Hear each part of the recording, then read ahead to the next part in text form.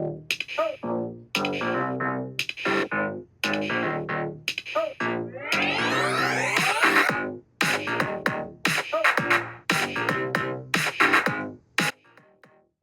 there, beautiful souls. I'm Colynn Hlokoff. And I'm Meridee Hlokoff. And welcome to Spiritual Sisters with Sass, the podcast where two sisters with a passion for spirituality and a touch of sass come together to explore the exciting world of self-improvement. That's right, Colynn. We embarked on this incredible journey together, diving into different self-improvement techniques, yoga practices, and a whole array of life experiences. Yeah, and through it all, we've managed to create lives that are abundant, happy, and constantly evolving. It's been a wild ride, hasn't it, Meridee? You bet, sis. We've got two very different perspectives on life, but that's what makes this podcast so special. I'm all about diving in head first into life's adventures and embracing every challenge with a bit of sass. While Colynn here, she's got her own unique approach. Yep, that's me. And I'm all about the yoga, mindfulness, and finding my zen. And together we make the perfect balance. So whether you're looking for some wisdom, a few laughs, or just some heartfelt stories, you're in the right place. We're here to share our personal experiences and insights with you, all while exploring the wild and diverse world of self-improvement. So grab your headphones and get ready for a fantastic journey with us. Spiritual Sisters with Sass is here to uplift, inspire, and keep it real. Thanks for tuning in, lovely listeners. Let's dive in. Spirit and sass. Here we go.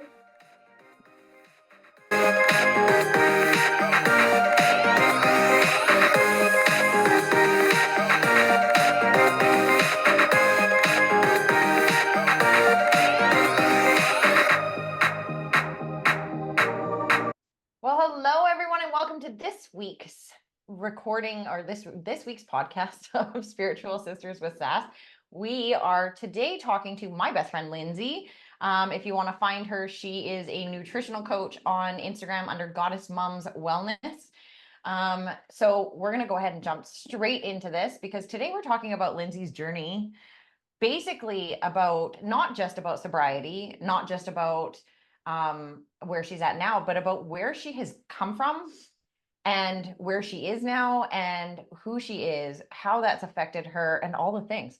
So Lindsay, I would love it if you could first introduce yourself and tell our listeners who you are. I would love to. Thank you guys, first of all, for having me. It's been a long time coming. Yeah. My name is Lindsay. I am a recovering alcoholic, still an alcoholic, but we're in recovery. So there's that. And the funny thing is that I introduce myself as an alcoholic and not as a nutritionist and not as a mom or a wife or anything, because I still struggle every single day with being sober. It is a wild concept to think about life without liquor when that's all you know how to do. So here I am, and I'm ready to hopefully inspire and help even just one person to realize that it's just not worth it. Yes. And so on today's podcast, Lindsay is actually going to get super vulnerable. We're going to talk about kind of where her alcoholism stemmed from, when she acknowledged that she was an alcoholic, what it's been like to really shift into sobriety, how many times it's taken her. And Lynn has also experienced some of these on her own. So they're going to kind of share their experiences, and I'm going to give you guys a sober person's opinion, basically with what I'm hearing come out of their mouths. I've been on this journey with Lindsay since pretty much she started it. So it's been a journey. We've definitely had some moments where we've like been friends, Yep, which is wild. Yeah, and because you're like my best friend. We've had screaming matches. I wouldn't say screaming matches. We've had moments where if Lindsay got upset, come over, yell at me, we'd talk, work it out. It wasn't screaming matches, it was just me screaming. Yeah. Yeah.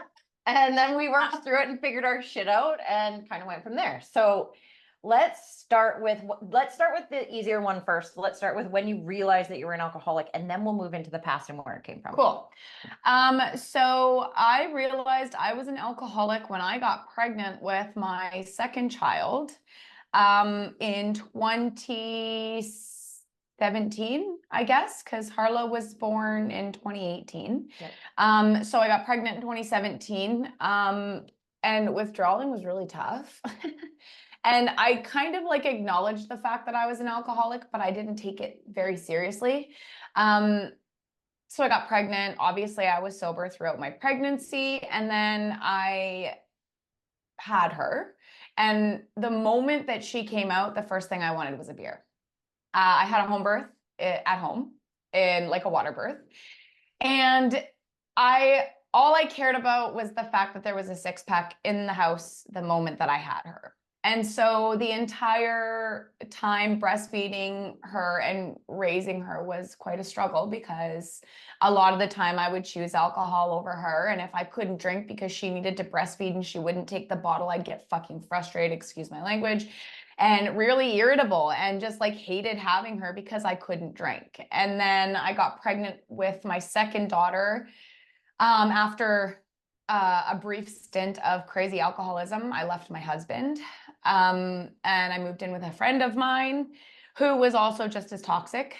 She was more of an enabler. She kind of allowed me to be the alcoholic and do the things that I wanted to do because she wanted to keep me as a friend, which is so common. Yep. And so I got pregnant with my second daughter, and this was about a year and a half later, 2 years later, I had her. And after having her, I went right back to drinking.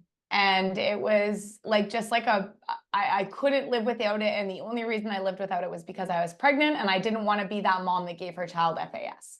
It wasn't about staying healthy or making sure that my kid was healthy. It's I didn't want to be judged by somebody because of the actions. Mm-hmm. So I had her, and then I started drinking again. And I'll never forget the day, and neither will Meridee, when she came paddleboarding and I looked at her and opened a beer and I said, I don't want to hear it. And she just kind of sat there and said nothing. And then we didn't hang out for months and months and months and months because I went downhill again. Went back to work, ended up in a toxic environment. I drank myself into oblivion, almost left my husband again. I quit my job because I knew it was super toxic. And then I went up to my trailer and I drank 18 beers to myself in probably the span of 3 hours. I went to bed at 1:30. I woke up at 3:30, 4 o'clock because I had to be down at the house to watch my girls for the rest of the day because Cole had to work, my husband. And I almost drove myself into a semi. I was still shit-faced and I was driving home, and it is a mountainous drive. There's no service. It's up in the middle of nowhere. I drove myself home, and on the highway, I saw a semi coming, and the only thing I could think of was, fuck it. I just don't have anything to live for. Nobody's going to miss me. The girls will be fine. Everybody will be okay. I can't live like this anymore. And that was the moment where I decided I either needed to be sober or end it. And I still drank that night because I didn't know how to cope. And then the next day, I was so broken and hungover, and anxiety was like through the roof.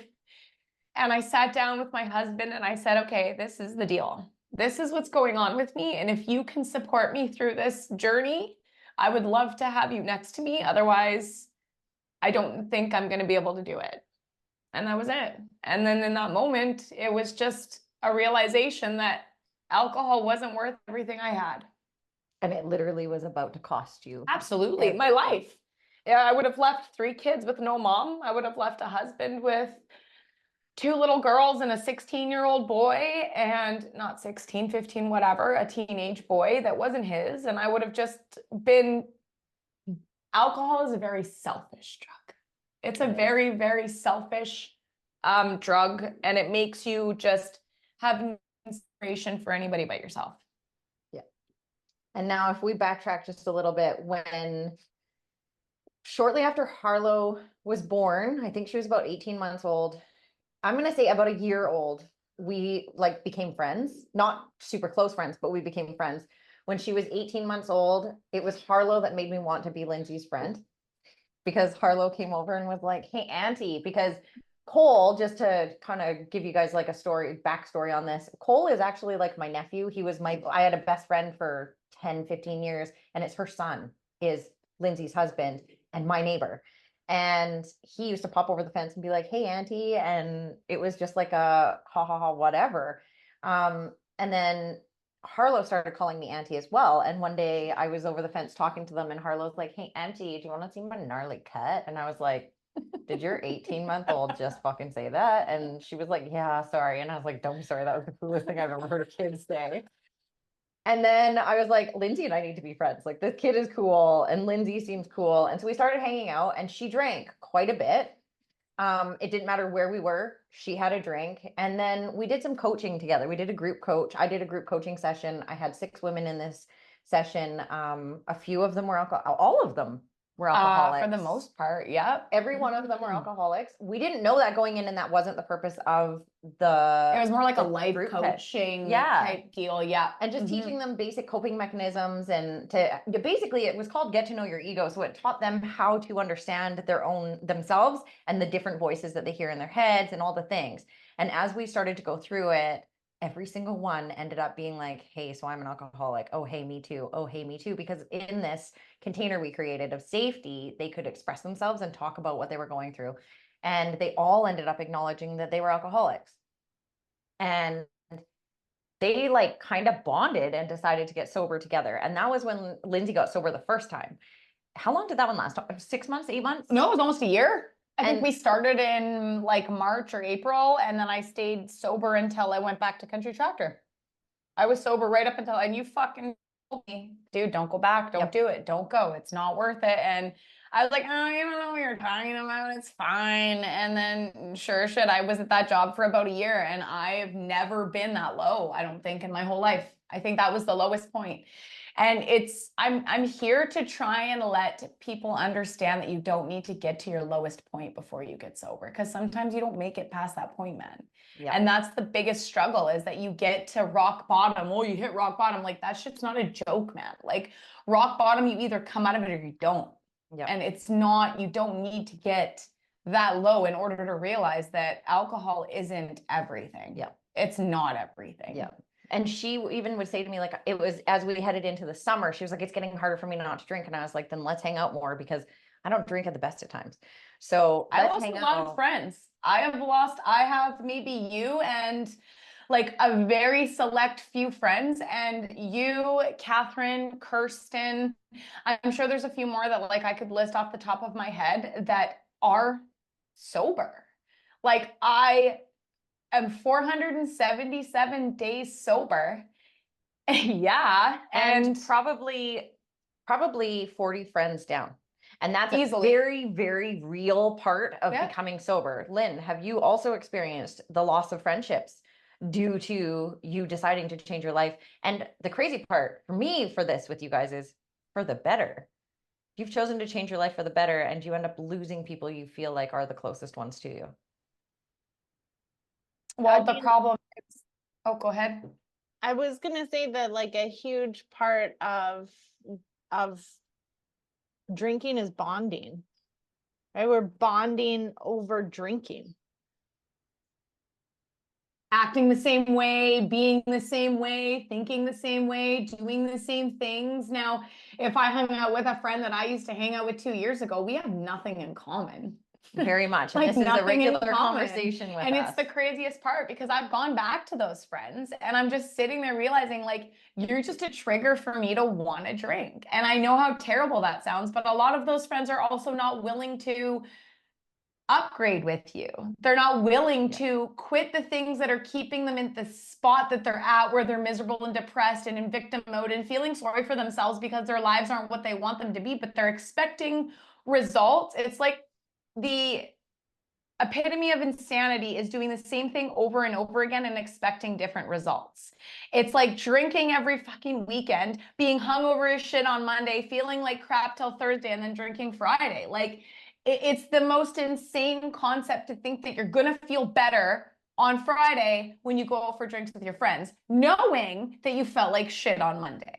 It's a wild concept. Yeah. It's also a wild concept to think of going out and doing absolutely anything without drinking, going out for dinner, going for drives in the evening, going camping, hanging out with your friends, coming home after work. I want a couple drinks. Why? Why do you need to have a couple drinks? And 50% of my clients don't join my program because they may have to quit drinking. So you're going to decide to to indulge in a carcinogenic, basically, something that's causing you cancer potentially, or heart disease or liver failure or whatever the case may be, over bettering your health. And that's the hold that alcohol has on you. Yes. And the I think fear of that's a really great like lead into of like, well, then why do you think you drank? Why do you think you became an alcoholic? Well, I think I got the short end of the stick already because both of my parents are alcoholics. My dad is a functioning alcoholic and I love him. He's very successful, but I love you, Dad. And if you hear this, I'm sorry, but there is never a day where that man will quit drinking for the rest of his life, because to him, alcohol doesn't affect his life. And that's okay. That doesn't make him a bad person. I am concerned because I love him and I'm concerned for his health and his well-being. But it gets to a point where there's just certain people you won't talk out of that. My mother was she was a raging alcoholic my entire life. She was very mean. She was very belligerent. She was very awful. She was just an awful person to be around. Very selfish, very manipulative, very all the things. So she was basically relied on men to keep her drunk. So she had been with a few men. There was a point where, we got a wrong number called at the house once, and it was some guy, and she got into talking, and then she just gave him her address and said, come on over, let's have a couple drinks. And she hung up the phone and looked at me and she's like, you should probably leave. And I think I was about 4 or 5. We lived on my grandmother's property, so she was always there for support. So I went over to her house, and who knew if Mom was going to be alive in the morning? I just told my grandmother that, what I could, being 5, and like regardless of how old I was, I knew that this was really stranger danger, Holmes. Like, you don't even know this guy and you're inviting him over to the house. Now he knows where you live, all the things. It's just uncalled for. So she was married to a very, very abusive individual. He just basically kept her drunk so things could happen. And she wouldn't find out. A lot of sexual abuse, a lot of physical abuse, a lot of emotional abuse happened throughout my life. I've also realized, being sober, that my grandmother was also a huge part of my alcoholism and a lot of my somatoform disorder and my trauma, which was incredibly hard to deal with because she was always my safe spot.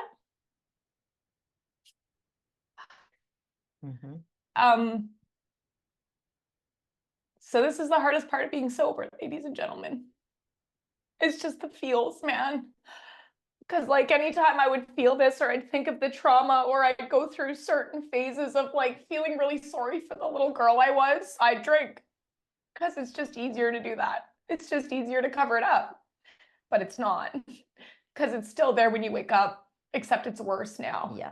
Because you're hungover and your body's nervous system is at its fucking peak, and it's just like, what have you done to me and all of this? And it's just like this wild, crazy concept that we need to cover up these feelings to feel better when that's not really the case. So, I mean, I already have an addictive personality, and that's just who I am. And I've come to that realization that it's going to be harder for me to quit the things I love to do. And that's fine. And I've understand that. And like smoking, for example, like it's not as hard to quit with the smoking because I'm not a smoker. And the only time I want to smoke is when I drink. Because smoking's fucking yucky. Like, let's be real. It's yucky. But there's still moments where I look at somebody, I'm like, ooh, I could go for a cigarette. And then I'm like, ew, no, why? Gross. Like, it's just that instant, like, reaction of addiction, right? And addiction is real, whether it's food, alcohol, cigarettes, cocaine, heroin, methamphetamines, all of that. And so instead of coping and learning the tools and mechanisms to deal with my trauma, I drank. And so my dad's side of the family, you don't do anything without drinking. Like, you meet and you're drinking, you're getting drunk, like, atta girl, fucking hammer those back, man. It's like, get those beers in you. Do you want another? Do you want another? Like, that's just how my family is. And that's how I grew up. And so I meet my husband and we went to a camping trip. And I was like, well, I don't know if I can go. Like, there's going to be drinking and blah, blah, blah. And I'm pregnant. And he's like, what do you mean? I'm like, you guys don't drink? He's like, no. I'm like, so you're telling me you go camping with your family and nobody gets drunk? He's like, no. I'm like, well, what do they do then? Like, what do you guys do all weekend if you're not drinking? Like, this sounds like it's boring, right? but you don't realize how boring it isn't until you don't drink. Yeah. And it's like, it's a completely new experience being sober and working through the trauma and working through the moments of like weakness where I'm sitting here like, I'm not fun. I don't have very many friends. I don't know how to socialize. Like this bitch tries to get me out all the time and I'm like, oh God, I hate you. Cause I don't know who I am. I don't know what I like to do. I don't know what I like to talk about. I don't know what I like to wear, what I like to listen to, like anything. And that's the craziest aspect of being sober is you have no idea how to do it. It's a completely new thing. Don't know who you are don't. because of who you were when you were drinking. Absolutely. And how often have you heard yourself, because this is a conversation we've had, how often have you heard yourself say, I don't know who I am without alcohol? All the time. And now she literally, like, we go shopping and she's like, oh, I think I like this outfit. This isn't something I would normally wear. And I was like, you're not the person you used to be, though. Like I was that wild, crazy rocker chick with all these different color hairstyles and wearing this crazy, like, you know, get-ups and shit, piercings all over the place. And I was just covering up portions of myself that I didn't like instead of healing them and making myself love who I am for who I am. I would just drink alcohol and think I was the fucking party girl and everybody wanted to be around me. And oh my God, I'm like the funnest person ever. What do you mean you don't want to hang out with me? And there was a lot of, if you're open to digging into this, there is a lot of things that have surfaced since. So because for what, 31, 32 years, she covered everything. No, I'm not going to say 32. Say you probably started. When did you start drinking? About 10 or 11. So for 25 of her 33, 34 years, she drank to cover up all the feelings. And now as a sober person, suddenly things that she doesn't even understand are surfacing. So I am a 12-year-old girl. I am a 12-year-old girl learning who she is at 30 fucking 4. And I'm telling you right now, it's never too late. yes. I don't care if you're 60 years old listening to this. It's not worth it anymore. And you are listening to an absolutely like I am the type of alcoholic that could sit there and say, well, I wasn't that bad. Like I was a little bit of a dick to my husband, but you know, like I wasn't that bad. But like every single person that I've talked to that actually has their shit together, that's a successful individual, said, you were not a person I would ever hang out with. And that's where it gets really challenging, is finding people who have things in common with you at 34. I'm literally a 12-year-old going into junior high, freaked out because I have no idea. Because now you're adulting. Absolutely. Absolutely. And I don't have something to fall back on to make me feel good anymore. I don't have that, well, F you, I'm going to go get a drink and I'm going to forget about this bullshit. And then I come back drunk and everything's fine and I feel great and blah, blah, blah. Like it's just a vicious cycle of, no offense, but bipolar. That's exactly what it is. It's just like 1 minute you're fine and the next minute you're not. And I'm also on antidepressants and I have been for a very long time. And I drank heavily on those as well. Because it doesn't matter. I went on a keto diet and ate 25 carbs a day so I could drink. Yeah. Because you have to count your drinks. Yeah. So I'd rather be unhealthy and drunk than healthy and sober. And then to see all the things that then come along with it and the things that surface because of it. Now as a sober person, relearning like what is good sex, for example. Absolutely. Prime example. I don't know how to have sex with being sober. And it's been a wild journey because I was always used as just a sex. I was used for sex growing up. Yeah, I was an object. So I was just an object of satisfaction when he didn't get what he wanted. So a lot of the time my mom was drunk and passed out or like completely unaware of anything going on around her. And a lot of that has been really hard sexually for my relationship with me and my husband. And if I would be with anybody else, they wouldn't be around. Like he's stuck through some serious stuff and supported your healing journey. And I haven't been super awesome to him, but he knows that I'm just doing my best. He sees in her what she can be. He sees what I don't. Yeah. He sees what I don't see. And he is one of the main reasons, along with my children, of course, but he keeps me sober, which is wild because I don't think I've ever found a man that just like accepts me for who I am, like even in the worst moments. Even the crazy. Even the crazy, because I was fucking crazy. I was crazy. I was so broken when I met him that I let out an anger in him that he's never felt with anybody else. Like he called his mom and fucking like he was like, what have I done? Like I got her pregnant. What have I done? Like I was that bad. It was bad. It was terrible. But I was like young and I had no tools, no knowledge. And then like trying to forgive my mother, for example, I hate her guts and I want to just like ream her out for everything. But then I think she didn't have the support and the love and the guidance that I have to get through it. And that's where, if I can give you any advice on sobriety, you can't do it alone. You cannot do it alone. Yeah. You need to have that support, whether that's AA meetings, whether that's your spouse, whether that's your children. You have to ask for help. You have to. Because doing it alone, you will never do it for yourself. I'm still not doing it for myself. I can tell you that for free. And I am over a year in. And I just had an entire month of literally crying every day because all I wanted to do was drink. Because I was going through some shit and still to this day have a really hard time navigating through those sticky moments, man. It's tough. It's really hard.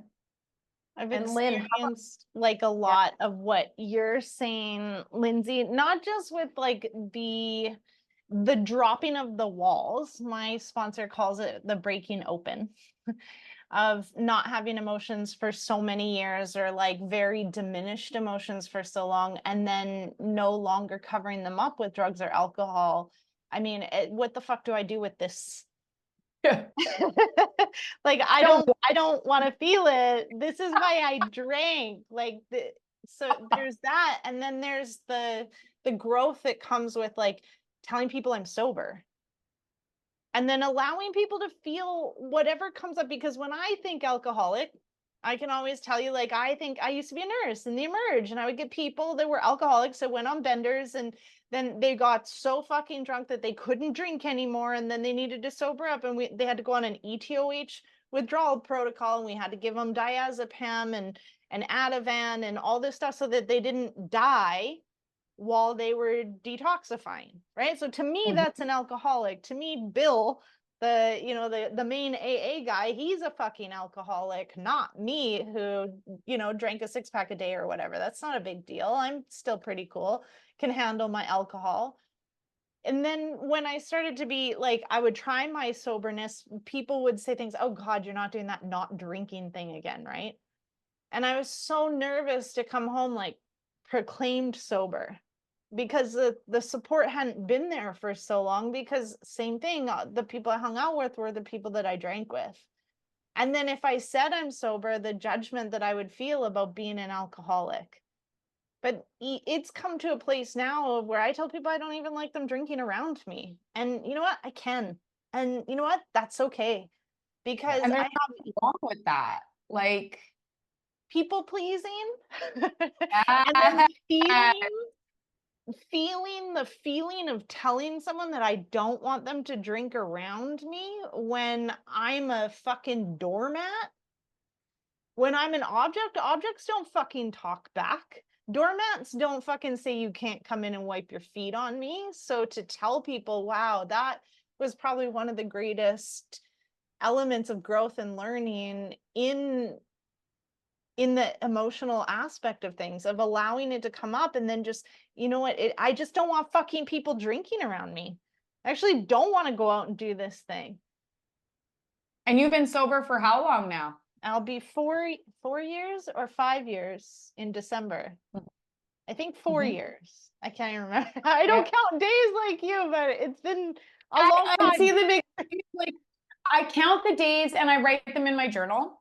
And to be totally honest, if anybody's listening and they're struggling with addiction and they're in, X amount of days of sobriety and you're having a really hard time, or if you're thinking about it, I found writing that number down. Every time I reached for a drink, I was like, that's going to go back to 1. That's going to go back to 1 if you have 1 drink. And I'm sorry for anybody that's listening. A slip up doesn't fucking count as sobriety. And the moment you tell me that is the moment I'm going to get real upset. Because you having a slip up because this happened or that happened is not, you are at day 0. You are officially back to day 1. So you sitting here telling me I'm 30 days sober when you just had a drink last weekend because your girlfriend said some shit that made you feel a certain way, that's not sobriety. Okay, so stop sitting there telling yourself that you've been sober for X amount of times and you haven't. And I know that that might trigger some people. And you know what? I don't care, because coming from an actually struggling, recovering alcoholic, that's very disrespectful. Yeah. It is incredibly disrespectful. And I have no toleration for that shit, because regardless of what your drug of choice is, and I'm talking food too, homies, food is, I went to binge eating for the entire year that I was sober. Okay. So like I quit drinking. So instead of drinking, I ate my feelings. I gained weight. I ended up depressed and miserable and emotional because now my gut microbiome's all messed up because I'm just eating anything that's going to make me feel good. And homie, it ain't a salad. I'm not like, ooh, I want a Caesar salad because I'm feeling sad. Like, no, that's not the way this works. So when it comes to like, and I'm not as bad, but I do still eat to cover up some feelings. And I'm working on that as well. Like, especially as a nutritionist, it's really hard to now eat the foods that don't serve me because A, I know how they're going to make me feel. Just the same as liquor. It's the same concept. You still wake up with a food hangover. You still feel like shit for a couple of days till your body gets back to normal.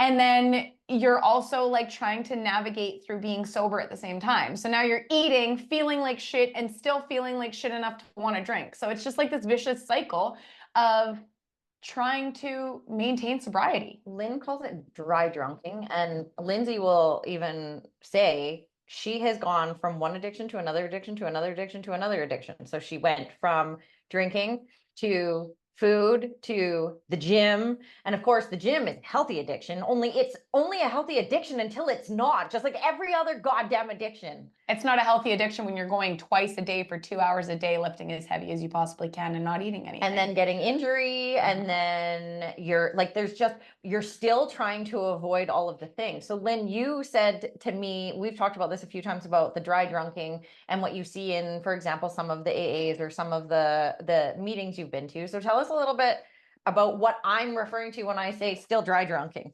Right. I love AA. I love NA more because I believe that, I mean, I've never met anyone who's just an alcoholic. I really haven't. And, you know, I have a story of trauma in my history as well, but my parents weren't alcoholics. Like I can count dad maybe this many times. And I remember my mom drunk like seriously. So where does that come from? Well, those motherfuckers were coffee addicts.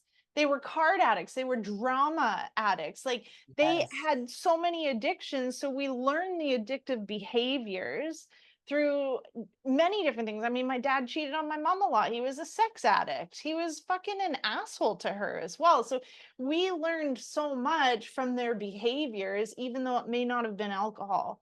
So whenever I would be in the rooms, I would just say like, I started with, my name is Colynn and I'm in everything. Because if you can be addicted to it, like I probably am, other than like hard drugs, I just really never liked them that much. Oh, I did. Psychedelics, lovely. They were lovely. But like what I notice is like, okay, great. We sit down in the rooms, which I appreciate because it helped me get through some pretty hard times. Like you said, doing it by yourself, probably never going to happen. But like white knuckling it and going to a meeting, I would hear a lot of what I needed to hear, while this person who had been sober for 33 years is drinking their 8th cup of coffee that has 7 spoonfuls of sugar in it. Like I started to notice, what the fuck is this that's going on? What's the drama that's in the rooms? Like, I don't understand how they can preach these 12 steps, how they can preach a way to show up and how like God and this and that and still be a fucking addict. It's called dry drunking it. Yep. Because they're drinking, they're replacing the sugar intake that they're missing from the alcohol in their coffee. Yep. Right? They have drama and behaviors. We have a 13th step. What's that? Don't fuck anyone that hasn't been in recovery for 12 months. That's the 13th step. Because guess what? Fucking addicts, what are they going to do when they don't have alcohol? Well, the next thing they know how to do. Like I've recognized I am an addict in relationship. I've just gone from relationship to relationship to relationship to relationship to try to fulfill this need of love that I don't have for myself. I've recognized that I am a fucking chaos addict. Because I realized when I met Rafa and things were good and things were okay, they were healthy. I just thought it was boring and the guy must be fucking around on me because I'm disgusting and who would want to be with me? Like it was like the addictions are everywhere. Mm-hmm. And that's what we mean by dry drunking is like, sure, I'm not drinking, but I'm still being a fucking addict in all the other aspects of my life. And that's where the judgment from other people come in. Like, you can't sit here and tell me that you don't drink coffee or eat sugar or any, and if you are like 1,000% sober, hell yeah to you. But that's maybe 2% of the entire population. And whether you want to admit it or not, each one of us has a way of covering up feelings. Yeah. Regardless of what that is. Like I said, everybody's like, oh, well, it's a healthy addiction, blah, blah, blah. You coming to the gym and it was like an enabling promotion. Like, yeah, good for you. When really, I'm fucking killing myself.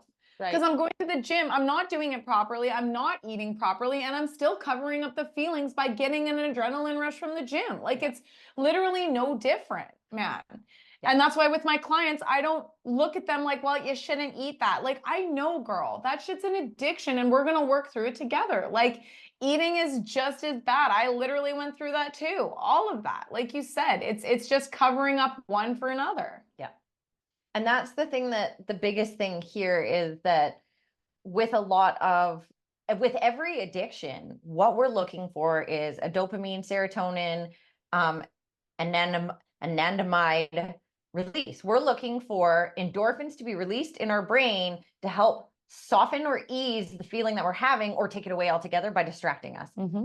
And this is a conversation we've had about the fact that I am so in alignment with my life right now. And it's the most alignment I've ever been in, but it's the first time I've ever done it and had zero coping mechanisms that aren't healthy. Instead, my coping mechanisms are calling my friends, calling my sister, having a coach, and doing the right things and sitting the fuck down in the fucking feelings. Oh, but it's so awful though. It is hard.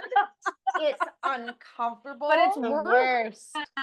But the results end up showing for themselves. My growth since September has been exponential the entire time. None of this like, oh, plateauing, none of this like barely waves. Like, I'm fucking on this upward spiral of holy shit.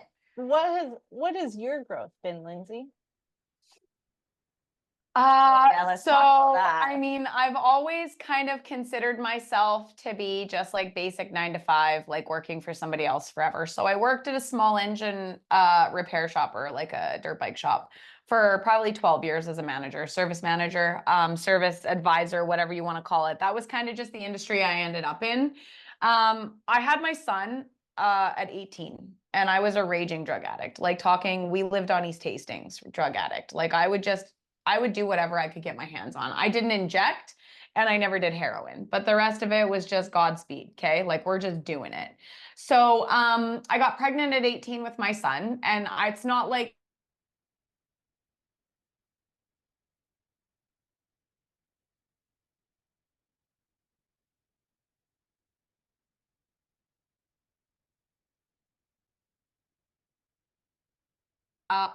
staying sober. I ended up as a single mom when my son was around 3, and I just kind of stayed in the same industry. I went from like driving parts for like Lordco or whatever it was, West Can Auto here, and then I graduated to the service manager, and I did that for, like I said, about 12 years. And then I got pregnant with my first, went back to that place. And then when I got pregnant with my second, so about 1.5 years later, I ended up going back to pretty much the same concept. I went to a tractor store this time and ended up a service manager there. And I mean, the funny thing is you're working in a shop with a whole bunch of dudes. So there's going to be beer. There's going to be beers after work. That's just how it is in places like that, right? Not that there's anything wrong with that. For me, there is something wrong with that. So I ended up a raging alcoholic. Now, we went through the whole story of how I ended up sober and all that stuff, but sorry, sorry to interrupt, but I feel like the best place with this is when we have our conversations about what you wouldn't have if you continued to drink. Yeah. So I got sober and then I decided to completely quit my job on a whim. We didn't have any fallback plan, nothing. I quit my job. I got hired with somebody else the same day. So I went over to a guy I know. He's hired me for $30 an hour. I killed it. I did some barrel racing. I love Jim. If he won't listen, but you're amazing. He's just one of those men that you want to work for because he appreciates who you are. So then I decided to step my game up and become a nutritionist. So I started my studies. I quit my job. We went full bore with our irrigation and landscaping company with my husband. So he was doing that the first year I worked at Country Tractor. We were mediocre, nothing crazy. I wasn't hustling. I was working my job. He was working his job. So I quit my job and focused solely on my sobriety, opening up a new business, being a nutritionist and a personal trainer, and focusing on our company. I am now a successful owner of 2 companies, and we brought in 3 fucking figures last year. Not just 3 figures, not just 3 figures, like almost $500,000. Yep. Wow. And to be honest, I don't think in my entire life I have been more proud of myself. And I don't think I ever would have made it if I wasn't sober. And where do you think you would be now? I would be alone with my dog drinking to myself to death, Mhm. because my husband even said, he's like, listen, Lindsay, this is it for me. I can't support you in this anymore. I love you and I will always love you, but you will have no visitation rights to your children because I can't do that. And he said, I will remortgage our home and I will buy you a trailer in a trailer park and you can live there with your dog and do whatever it is that you want to do, but I cannot do this with you. So those were my 2 options: sober or alone. Successful Successful or not. or alone. And literally working for somebody else's company and living that shitty 9-to-5 drama-filled alcoholic life. And so I'm not a very social person already. Like, I hate being around people. I'm just like, ugh, because I don't know how to do it sober. So that's not anybody's fault. That's a me problem, not a you problem. But like, anytime Meridee wants to take me out, I feel very uncomfortable. I feel very weird and like awkward and like I don't really know what to say because I'm a very brash upfront, like I don't have a lot of friends because of that. Like, I'm very like, stop being a victim and feeling sorry for yourself. Like, if you don't want the help, I'm out. And like, that's something I'm working on, my empathy and all the things, right? But I am very hesitant to talk to people sober. It's been a journey, but like, at the same token, each and every single one of my clients has literally thanked me with everything they have for changing their life. And it's to the point where I could not be more grateful for my sobriety. And like I said, I'm 477 days in. Yes, I count every day because it's one day at a fucking time, ladies and gentlemen. I don't think about the fact that I was sober yesterday. I don't think about the fact that I'm sober tomorrow. I think about the fact that I'm fucking sober today and this is one more day down. And all last month, every single day I struggled with not drinking. It doesn't go away. It's the things that I have now that I've worked so hard for sober that I would never have had if I kept drinking. And that's the wild part. That's what keeps you going. Absolutely. I have so much to lose. Yeah, Man. mic drop. Yes. I have 2 full-blown businesses that I run all by myself. My husband goes out, busts his ass in the field, and I do everything else behind the scenes with Meridee's support, my taxes. I'd be screwed. Let's just say, get yourself a good bookkeeper, homie. It's worth it. But yeah, I wouldn't be as successful as I am today. I'd still be working a 9-to-5 for somebody else. And instead I work for myself, do whatever the hell I want. And I slay it every single day. Yep. Love that. Yeah. Thank you Yeah. so much for sharing your journey. Absolutely. Yes. Thank you for joining us. And that wraps up this week's episode of Spiritual Sisters for Sass, folks. And honestly, if you are looking for sobriety of any kind, Lindsay and I are both sober coaches. Lynn, I'm sure, also is open to that as well because of her own experiences. And know that you can find us if you need us, or you can find someone to support you in your sober journey. So thank you for joining us this week, everyone, and have a wonderful day. Bye, guys. Bye.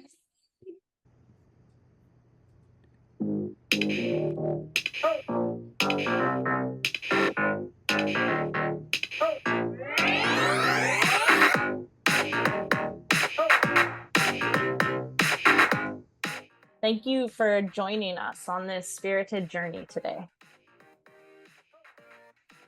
We hope you enjoyed diving into the world of self-improvement with us. Two sisters who found their own unique paths. Remember, life is a tapestry of experiences, and it's how we embrace them that makes all the difference.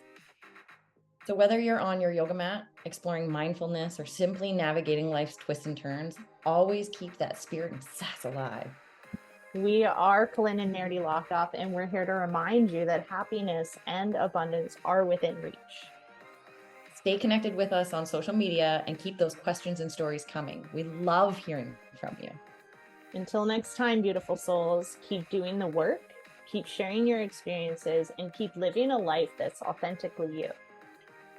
And never forget to add a little extra sass to your day. Spirit and sass, always.